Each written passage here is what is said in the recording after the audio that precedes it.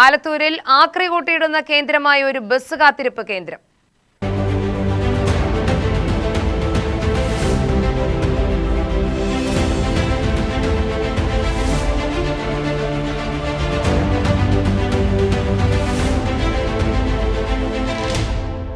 ആക്രി കച്ചവട കേന്ദ്രം പോലൊരു ബസ് കാത്തിരിപ്പ് കേന്ദ്രം.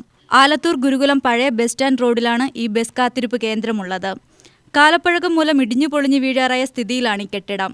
ചാക്കുകെട്ടുകളും മാലിന്യങ്ങളും കെട്ടിക്കിടക്കുകയാണിവിടെ. രാത്രികാലങ്ങളിൽ സാമൂഹ്യവിരുദ്ധരുടെ കേന്ദ്രമായ ഈ ബസ് കാത്തിരിപ്പ് കേന്ദ്രത്തിൽ മദ്യക്കുപ്പികളും നിറഞ്ഞിട്ടുണ്ട്. സിനിമാ പോസ്റ്ററുകളും പരസ്യങ്ങളും പതിക്കാനുള്ള ഇടം മാത്രമായി ഇവിടെ മാറിയിരിക്കുകയാണിപ്പോൾ.